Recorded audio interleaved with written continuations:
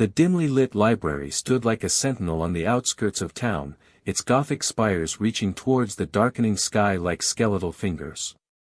The wind whispered secrets through the empty halls, rustling the pages of forgotten novels and summoning the faint scent of old books.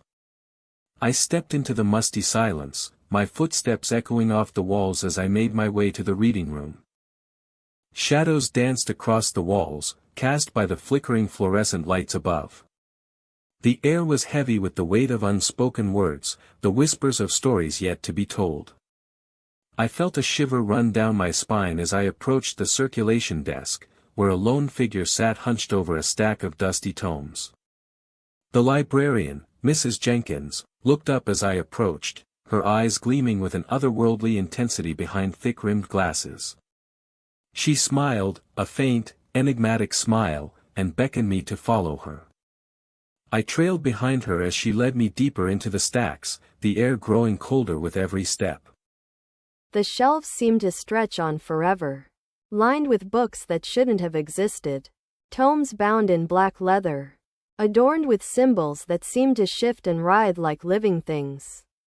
I felt a creeping sense of dread as Mrs. Jenkins reached out to pull a particularly ancient-looking volume from the shelf. "This one's for you," she said, her voice low and husky. As I took the book from her, I felt a jolt of electricity run through my fingers. The cover was cold to the touch, and the pages within seemed to whisper secrets in a language I couldn't quite understand. Mrs. Jenkins leaned in close, her breath whispering against my ear. "Be careful what you read," she warned. The words on the page began to shift and change before my eyes, like a living thing. I felt a sense of disorientation wash over me, as if the very fabric of reality was unraveling. And then, suddenly, I was reading the words, not just seeing them. The story poured into me like a flood, a tale of dark magic and forbidden knowledge. I tried to tear my eyes away, but the words held me fast. I felt myself becoming a part of the story, a character trapped within the pages of the book. Mrs. Jenkins' face loomed above me, her eyes blazing with an otherworldly power. And then, the words stopped. The page was blank, except for a single sentence that seemed to leap out at me: "I am the reader, and the reader is me." I felt a jolt of terror as I realized the truth. I was not just reading the book, I was writing it.